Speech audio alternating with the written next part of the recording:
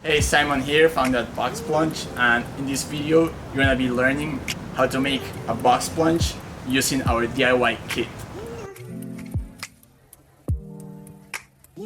So in the box of the DIY box plunge kit comes the following items: a filter with a plated filter inside and a union, all these small items, a water pump, our control box, GFCI plug, a pre-filter unit, this base. So now we can go ahead and start unpackaging everything on the chest freezer. So all of this stuff. So to support the chest freezer bottom, I do recommend the use of these foams. You can buy them in Home Depot, they're readily available. Or you can also use the original packaging of the chest freezer, which also works, may not be ideal. So now we're gonna stretch this liner on the chest freezer. Now it's time to install the water pump with the mount at the bottom, which is this mount. You want to set this down on your cold plunge this way. Okay, so if it's right here, undo all this wiring. Don't lose this because you may want to use them later. Right outside, get your pre-filter unit. This one goes right here. Don't put pressure here, just on the sides. Next, grab your filtration system and just like this, okay? Now the filter is gonna have the tendency to float, so make sure you fill it up with water so it doesn't float. For maintenance of the filtration system, you want to clean the pre-filter, which is the white mesh on top, like once a week or so, and then the cartridge, change them like once a month, once every 3 weeks, depending on how much you use the cold plunge and how dirty you are when you get inside the cold plunge. If you have another type of cold plunge, not a chest freezer cold plunge, then what you want to do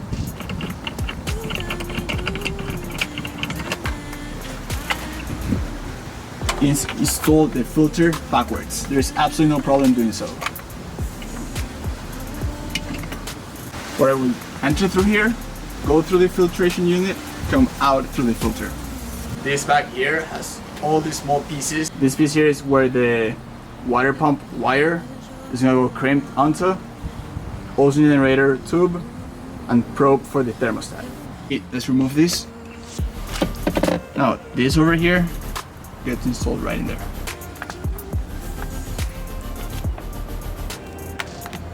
This goes right in here.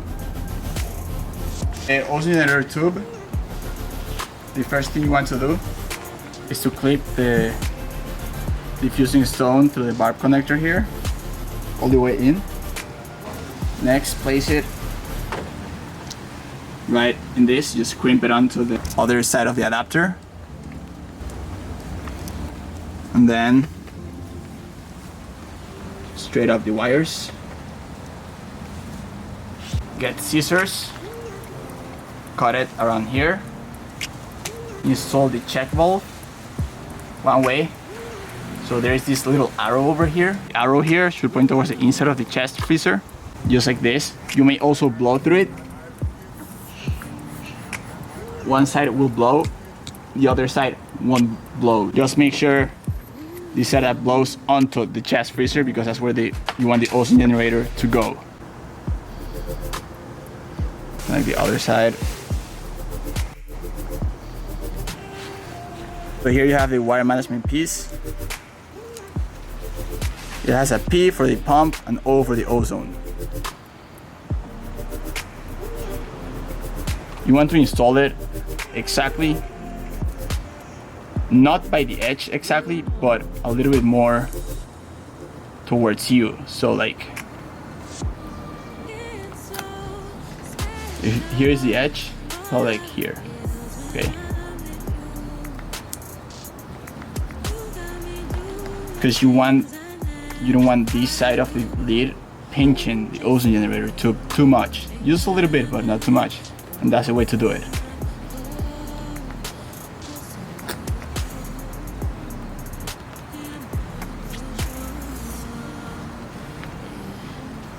Now install the mesh.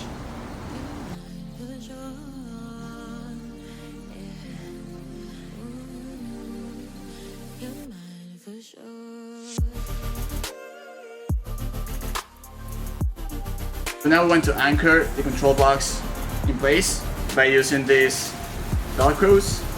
You have to peel them up and then stick them to the side of the chest freezer. Make sure to adhere it extremely well, like put a lot of pressure into the box so it doesn't come out.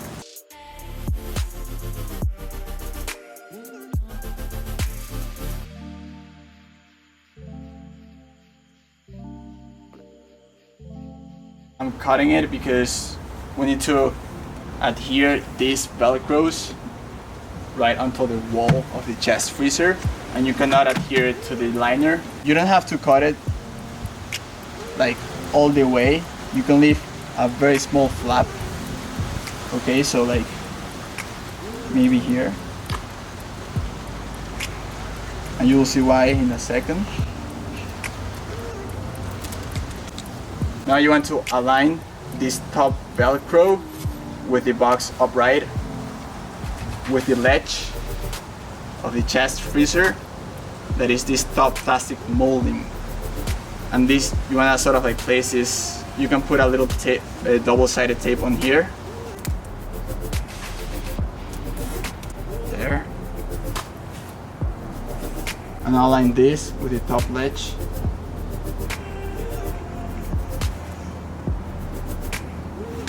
Just like that, and I'll press extremely hard. Don't break the box. Now you want to adhere it and get the velcros to really get down. And now you have the footprint here, the exact same arrangement of the velcros. So you can just slide it in place. Now you want to open up the control box. So the first one that we're going to plug in is going to be the thermostat probe. So this one over here will go right in here, all the way in. Now the ozone generator, you can see the pipe is too long, so you can cut it more.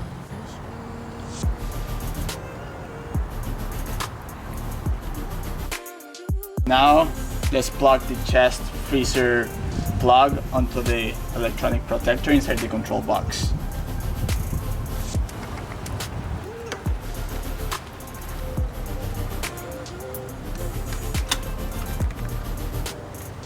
Next, this is the wire for the water pump, which will go in here in the power strip. If this power strip is out of place, make sure to place it back. It may move during shipping.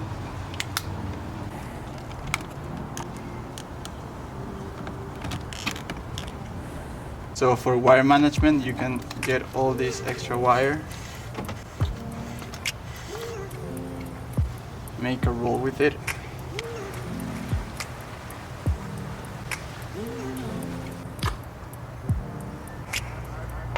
And the thermostat probe.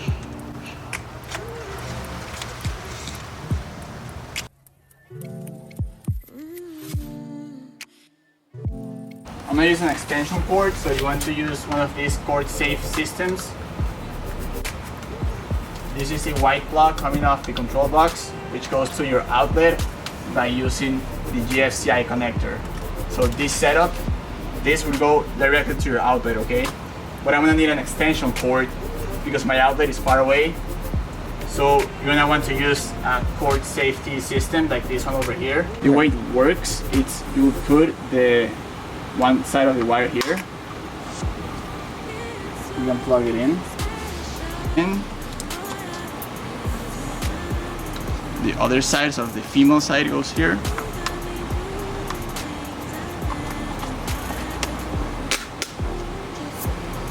And now it's covered, the connection. You want to put this away from the box plunge, ideally somewhere high up, so it never gets contact with water, okay? This is key, this is your safety. Now this is the other side of the extension cord. You want to plug the GFCI right there, coming out from the control box, this plug over here. And this setup will go directly onto your outlet. Even if your outlet is GFCI protector, using two is never bad. The ones that are GFCI that are built in may be old, may not be up to code anymore, so make sure you have a fresh GFCI. So to test that the unit works, sometimes you plug it in, it's not working, so you press on here, and then the unit is working, the pump is dry, so it's making a very bad noise. So here you want to get the thickest magnet of the kit. So here, on here, this one side of the double-sided tape.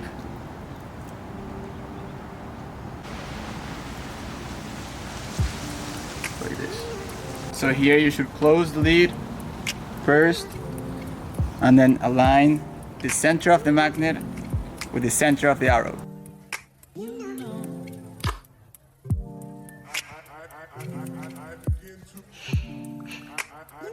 You can open the lid and everything's gonna get completely de-energized. I do recommend you unplugging it from the wall every time you're gonna use it, or from whatever it's easier for you, but unplug it. We're not responsible for your safety. We have not tested our safety system disconnect with a third-party agent, so do disconnect it before use for your own safety. So the way this safety system disconnect works is that every time you open the lid, the thing de-energizes, right? But the problem with this system is that you cannot see whether the filtration system is working, if there is like water flow. So that's why we always recommend this external magnet that you should only use for inspection purposes, and is to check if the filtration system is working or not, right? So right now you're gonna see if anything is working because it's completely dead. So you get this magnet, place it here. Now the water pump is clearly running, so it's just for inspection purposes. You don't want to have this on and then get inside the cold plunge. That'll be extremely unsafe from your side, so don't do that. So always make sure whenever you get inside the cold plunge, nothing is running. The LED of the chest freezer is completely turned off. The filtration system is completely dead. The thermostat is not showing any temperature. The ozone generator is obviously not working, okay? That's key for your own safety. So as the last step, fill it up with water. Make sure to run the hose a little bit so the water comes out clean. The minimum water level is going to be 2 inches from the pre-filter, the white mesh, to the water line. So right here, there should be 2 inches of distance. So as you can see right now, the lid does not close because there are these wires that are obstructing the ceiling, and therefore you have to adjust the hinges on the back to make it sort of tilted this way so it actually forces it down to close. So let's do that. The first step will be to remove the covers of the hinges.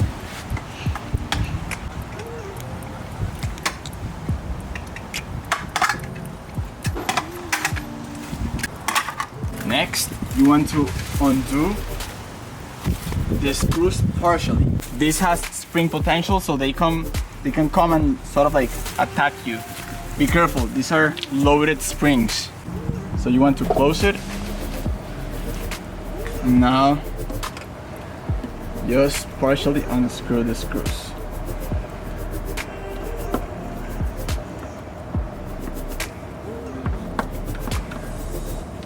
Just very little.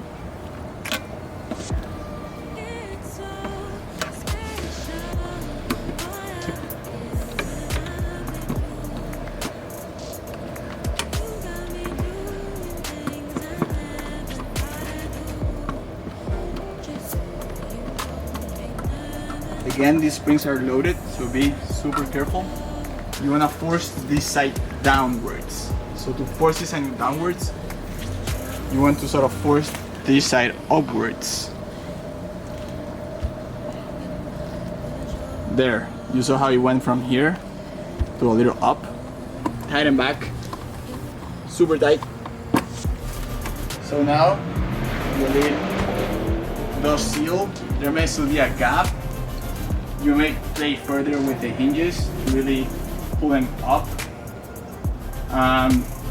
But if you don't want to deal with that, then I would suggest simply removing the lid completely and installing the suction cup handles. Then it will seal even better. So it's up to you. Now you do want to set up this at the coldest setting. As the last step is to set up the temperature that you want to plunge in. The way to do that, you can connect this thermostat to Wi-Fi. Now you'll want to press set for 3 seconds. When it blinks, you want to go down temperature. I would suggest, if you're a first timer, go to 50 and then work your way down as you plunge in more and more. 40 is super cold, you will feel it very cold.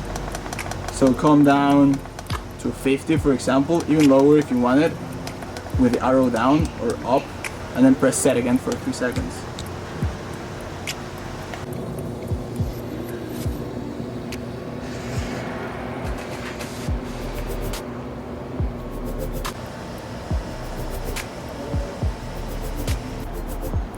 So that was all for the tutorial, and you gotta wait like 48 hours or more in order for water to cool down. You can disconnect the water pump if you wanna boost up the cooling process. Disconnect that water pump, it will boost it by a lot. It will take 2 days as opposed to 3 or 4, so disconnect it, make it cool down, and then you can just plunge in and enjoy your cold plunge.